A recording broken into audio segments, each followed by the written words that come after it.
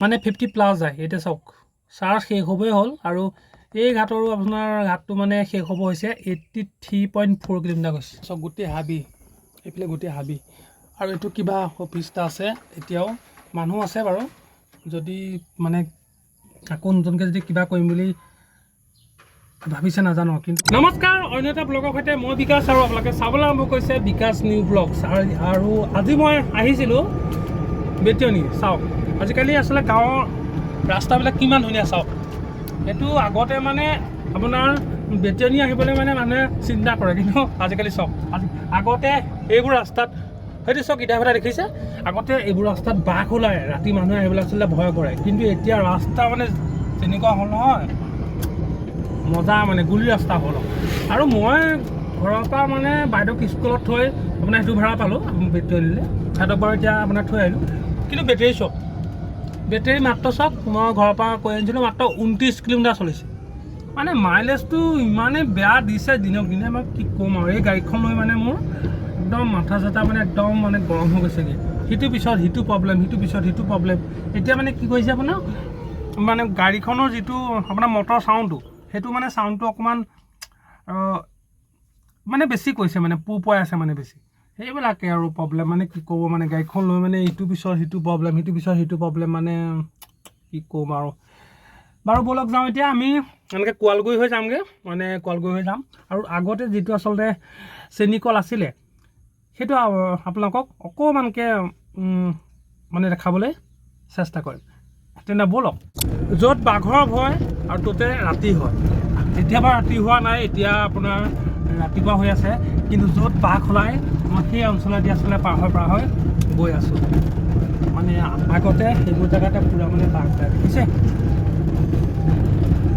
এতিয়া আৰু এটা কথা আপোনালোকে গম পাব যে য'ত গৰু আছে ত'ত আপোনাৰ বাঘ নোলায়, কাৰণ বাঘে আপোনাৰ প্ৰথমতে আপোনাৰ গৰুকে খাব ন, মানে মানুহকতো নাখায়।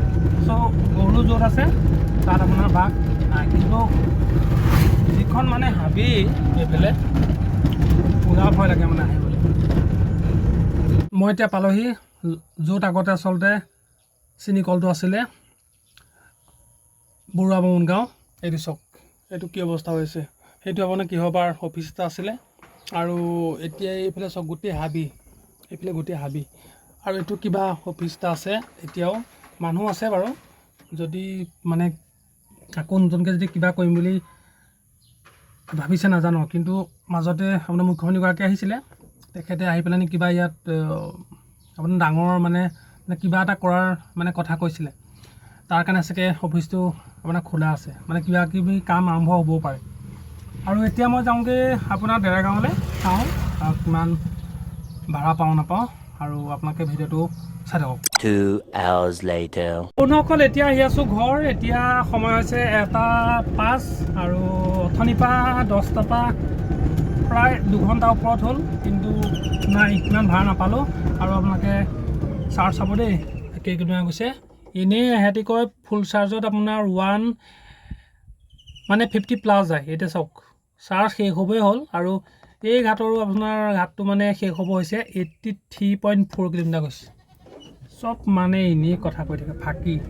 মানে বন্ধুসকল, মই এইটো ক'ব বিচৰা নাই যে আপোনালোকে গাড়ীখন নানিব।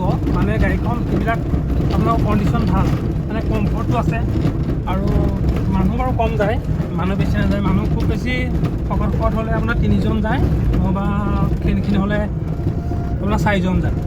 কিন্তু এনেই গাড়ীখনৰ মানে মাইলেজৰ ক্ষেত্ৰত ইমান ভাল নহয়, প্ৰায় 100 কিলোমিটাৰহে যায়, 110 কিলোমিটাৰ যায়। সিহঁতি মানে 150 কিলোমিটাৰ কয়, কিন্তু 110 কিলোমিটাৰহে যায়। আৰু মানে হেণ্ডেলতো আপোনাৰ মানে এইটো প্ৰব্লেম আছেই, হেণ্ডেলৰ ইটো পিছত সিটো ওলাই থাকে। চ' আপোনালোকৰ কথা কি কয়। আৰু আজিলৈ ইমানেই। আপোনালোকে ভিডিঅ'টো চাব, লাইক কৰিব, আৰু যিসকল নতুনকৈ আহিছে সেইসকলে চেনেলটো ছাবস্ক্ৰাইব কৰি দিবলৈ নাপাহৰিব। বাই।